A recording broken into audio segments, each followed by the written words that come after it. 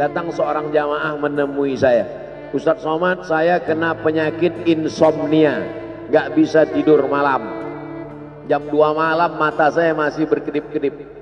Bismika Allahumma ahya wa amut, gak mempan. Sebabnya apa Pak? Sebabnya saya beli tanah. Setelah beli tanah, tanam kelapa sawit, dipupuk, dijaga, 3 tahun berbuah. Pas mau dipanen, sudah dipanen orang duluan. Ternyata tanahnya bermasalah, dibawa ke pengadilan, dia yang menang. Akhirnya sampai jam 2 malam gak bisa tidur. Apa yang terlintas dalam pikiran? Kenapa beli tanah, kenapa tanam sawit, kenapa beli tanah, kenapa tanam sawit, kenapa diambil orang, kenapa dulu gak ternak ikan aja, kenapa gak ternak puyuh. Berbulan-bulan gak bisa tidur. Akhirnya pergi ke psikiater. Pak psikiater, ya saya sudah 2 bulan gak tidur-tidur Pak psikiater. Akhirnya Pak psikiater buat resep. Ini obatnya, yang ini dimakan sebelum makan, yang ini dimakan setelah makan, yang ini 3 kali, yang ini 2 kali. Akhirnya memikirkan resep itu, makin gak bisa tidur. Dimakan, tertidur. Dosisnya habis, terbangun. Kenapa beli tanah, kenapa tanam? Setelah dimakan, muncul masalah baru. Terlalu banyak makan obat, terjadi kekacauan tubuh. Akhirnya kena buah pinggang, muncul masalah baru. Sampai akhirnya saya ketemu MP3 Ustadz. Saya dengarkan sebelum tidur malam. Begitu saya dengar, saya tertidur. Makanya saya tidak marah kalau ada jamaah tertidur. Itu menunjukkan jiwanya tenang. Karena dia tidak kena penyakit insomnia. Orang Amerika, orang Eropa, mobilnya mewah, apartemennya cantik, rumahnya megah, duitnya banyak, dolarnya bejibun, gak bisa tidur karena masalah hidup dunia. Kita naik angkot kelewatan gang. Itu menunjukkan apa? Di mana letak ketenangan itu? Huwallazi anzala sakinata fi qulubil mu'minin. Dia yang menurunkan ketenangan ke dalam hati orang yang beriman. Oleh sebab itu maka iman ini mesti disiram dengan ilmu. Majelis ilmu adalah majelis zikir. Majelis ilmu adalah majelis turunnya rahmat dan barakah. Majtama'a qaumun fi baitin min buyutillah. Sekelompok orang berkumpul di rumah Allah, yatsluna kitab Allah, membaca ayat-ayat Allah, wa yatadarasunahu fima bainahum, mengkaji isinya. Nazalat alaihimus sakinah, turun ketenangan. Wasyat bihimur rahmah, turun rahmat kasih sayang Allah. Haffat bihimul malaikah, dikelilingi oleh para malaikat. Wa dzakarahumullahu fi man indah, dibanggakan Allah Ta'ala dengan para malaikat. Tadi malam ketemu dengan murid dari Syekh Muhammad Yasin bin Isa Al-Fadani di Zawiyah Raudhah. Ketemu, cium tangan, barokah, zikir, sholawat, tenang jiwa. Lalu kemudian subuh ini ketemu dengan Abah Raud, ketemu dengan para penghafal Quran, ketemu dengan santri-santri, tenang jiwa. Tidak ada yang menenangkan jiwa ini selain daripada majelis zikir, majelis ilmu. Betapa meruginya ayam-ayam mati di lumbung padi. Benih tidak disiram, mati. Benih yang disiram dengan majelis ilmu tumbuh, tapi tidak berbuah. Maka mesti disiram pakai pupuk buah. Datang konsultasi, ini kenapa tidak berbuah? Kenapa ini tidak berbuah?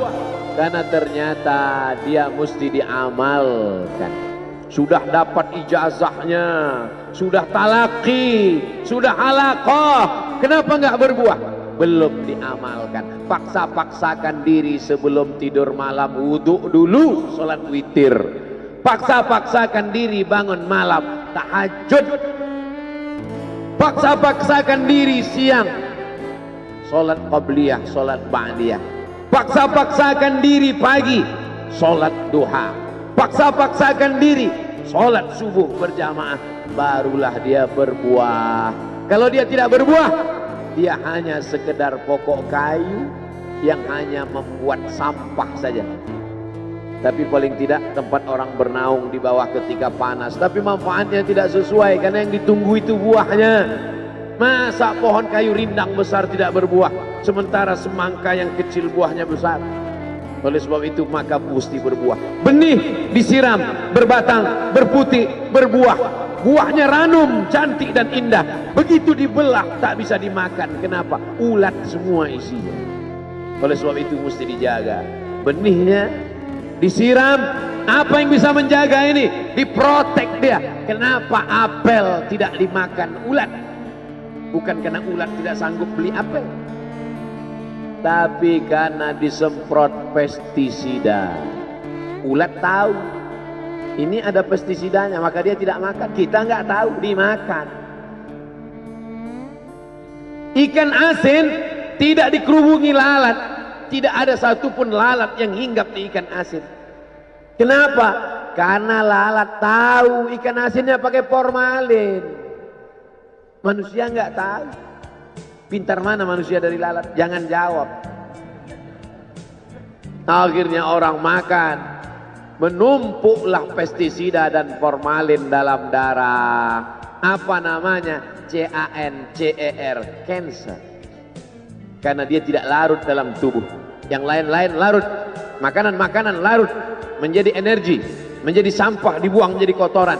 Sama seperti daun, kalau jatuh ke tanah larut menjadi pupuk, tapi plastik tidak larut, maka plastik sampah bertebaran. Oleh sebab itu maka ini mesti dijaga. Apa yang bisa menjaga buah apel supaya tidak berulat? Jagalah dia dengan ikhlas. Kamu kenapa nggak ke masjid? Saya kalau ke masjid riak, maka saya nggak ke masjid biar ikhlas. Tarkul amal li ajlin nas riak. Kata Imam Fudail bin Iyad, tarkul amal li ajlin nas riya. Tidak jadi beramal karena takut dipuji orang, riya.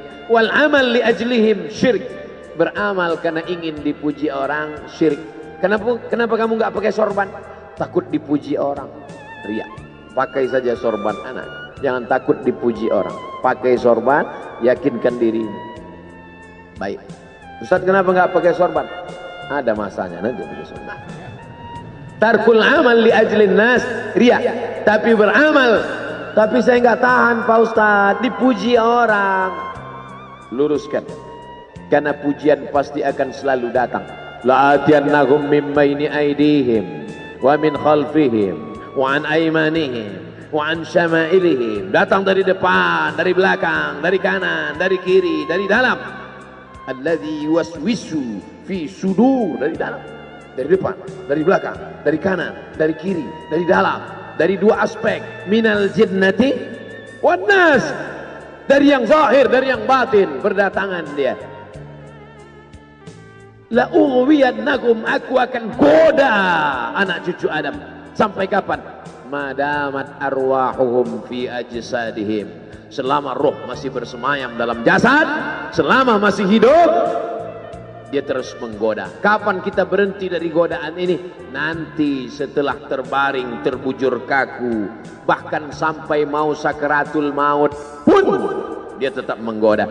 Itulah makanya orang berzikir tidak bisa digoda waktu sakaratul maut. Kenapa?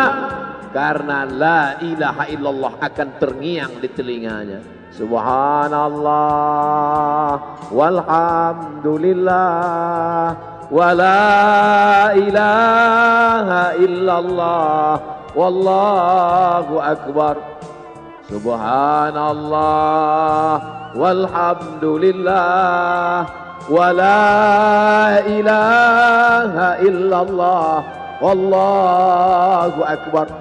Kalau itu diucapkan sekali, 10 kali, 100 kali, 1000 kali, terngiang dia di telinga kita. Bahkan ketika kita mau tidur malam pun terngiang dia. Bahkan ketika kita mengigau di tengah malam pun itu yang terngiang. Maka saat mau sakaratul maut pun itu juga yang akan datang. Apa yang kau ucapkan, apa yang kau dengar, apa yang kau pikirkan, apa yang kau renungkan, itu yang akan datang waktu sakaratul maut. Seorang bapak sudah diponis dokter, panggil istrinya, panggil anaknya, bawa ini ke rumah,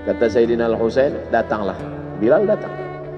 Datang Bilal dari Damaskus ke kota Madinah dan dia azan. Azannya tidak selesai. Kenapa tidak selesai? Karena dia merasakan kalau dia azan bahwa nanti yang jadi imam Rasulullah. Dan ternyata perasaan itu sama bagi orang Madinah. Orang Madinah mendengar suara itu dulu lama sekali, dulu 3-5 tahun yang lalu. Dan kalau sudah suara itu terdengar, pasti nanti imamnya adalah Rasulullah. Ramai mereka datang, luar biasa ini azan, kata mereka. Karena kalau sudah azan ini yang pasti nanti imamnya.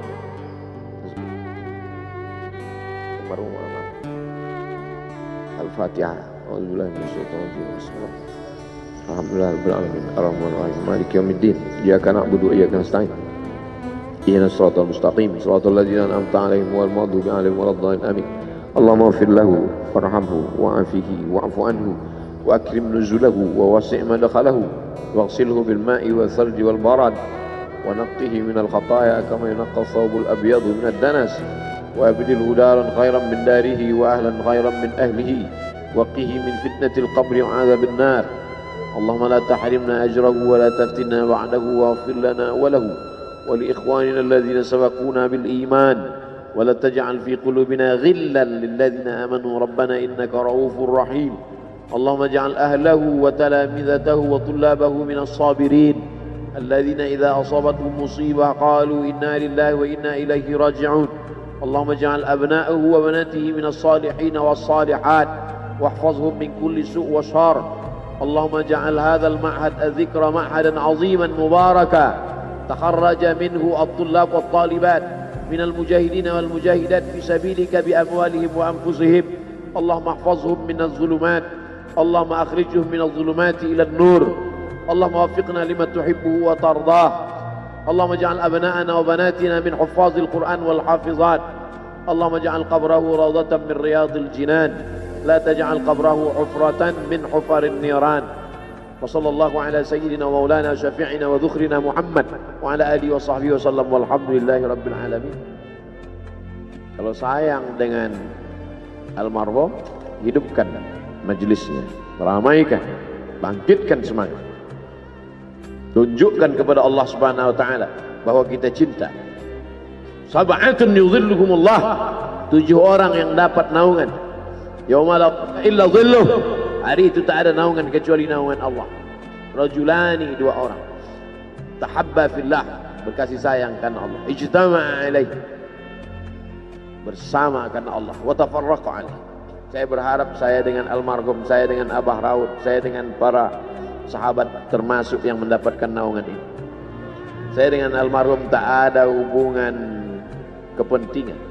Kami tak ada hubungan politik. Kami tak ada hubungan ekonomi.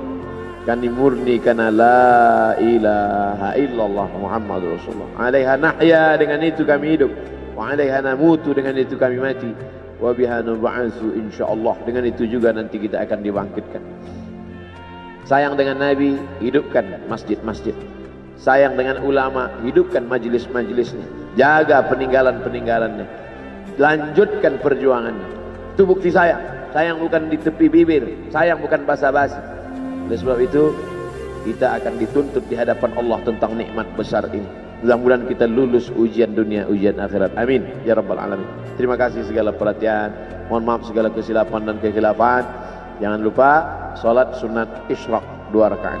Terima kasih. Wassalamualaikum warahmatullahi wabarakatuh.